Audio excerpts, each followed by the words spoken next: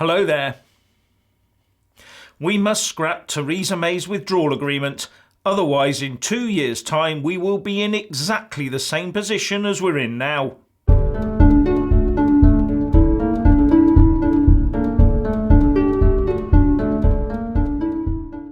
Now, first things first, Theresa May's so-called deal is not a deal. The clue is in the title. It is a withdrawal agreement. All it does is gets the UK technically outside of the EU but tethered to it, whilst we then over the next 2 years or so go through a carbon copy of what we've been through over the last 2 years or so.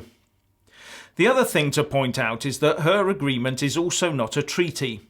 Once again, the clue is in the title. It is an agreement, not a treaty. Treaties are made between nation states. Theresa May's effort is a legally binding agreement between the UK as a nation state and the EU as an international organisation, so is more like a contract, I believe.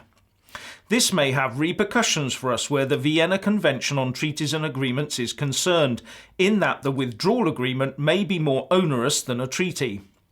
I hope a constitutional lawyer can help with that one, if there's one out there.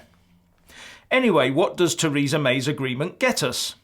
Well, for the princely fee, actually the King's ransom, of 39 billion quid, the UK gets to remain tied within the EU system with no freedom until the end of 2020, and also it gives us the chance to negotiate some sort of so-called deep and meaningful relationship with the EU based on a non-binding and therefore valueless aspirational political declaration. For the sake of argument, say we did sign up to this agreement, what do you think would happen? Well, I think we'd have to come up with what we wanted first. Now you may think, well, surely we've already prepared for that. I reckon not. Remember that Theresa May has been talking about getting Parliament properly involved in the negotiations after we've left on the 29th of March. So I would surmise that we have done very little, and if much has been done, Parliament will end up trying to unpick it all anyway. So we're probably starting at ground level on that one. Anyway, knowing our pro-EU establishment, we'll end up letting the EU set the parameters for the talks, just like we did 2 years ago. And the first question they will ask is, how much is it going to cost the UK to use our systems? Then will come the next very obvious negotiating point. If you want a deal, how are you going to keep the Irish border open and respect the Good Friday Agreement? And that's one of the big points. If the backstop is not a permanent part of the withdrawal agreement itself, no deal will be signed during the transition phase that does not include an Irish border backstop. So if Theresa May succeeds in getting rid of the backstop now, it can reappear and be insisted on later during the transition phase negotiations. Except they won't call it a backstop, it'll be a trade continuance element or something like that. And remember how easy it will be to do this after July, when there's a new EU Parliament after the June elections, and just about the whole of the EU political hierarchy will have been replaced with new people and new ideas about the interpretations of the withdrawal agreement. The whole thing's just a trap. Now you may say, how can it be a trap if we can just leave after the transition phase with no deal and with no backstop in place? And my response would be, if we leave with no deal and no backstop after the transition phase, where will we be headed? And the answer would be World Trade Organization terms. This will put the UK in the same political place as we're in today. Because over the next 21 months, the UK Parliament and Government will engage themselves in trying to work out how close to Brussels we tie ourselves with any deal we come up with. How long that process would take is anyone's guess, as the pro-EU types would insist on keeping EU protections with open borders, and Brexiteer types insist on being able to forge trade deals with no encumbrances, etc.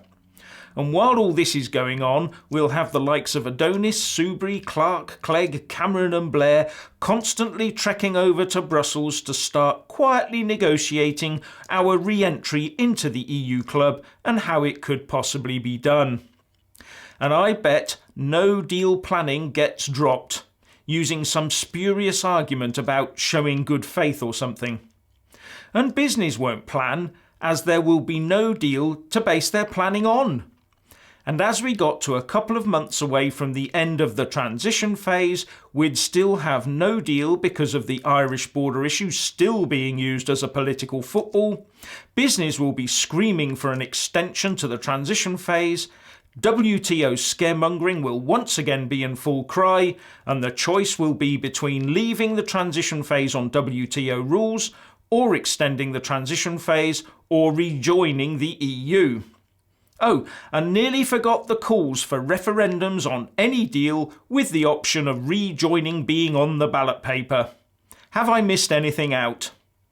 Now, all that sounds pretty much where we're at today. May's agreement would therefore be a complete waste of 2 years to get to the same point as we're at now, with only one establishment aim: to get us back in. That deal of Theresa May's must be roundly rejected at all costs, backstop or no backstop, as must any move to interfere with the Article 50 period end date of 11 p.m. on the 29th of March 2019. So please let us all know what you think by leaving a comment below, and thank you for watching. Please do like and share this video, and also subscribe to my channel. And when subscribing, please do remember to press on the little bell next to the subscribe button. That way you'll get an alert every single time I put up a new video. Thank you very much for watching.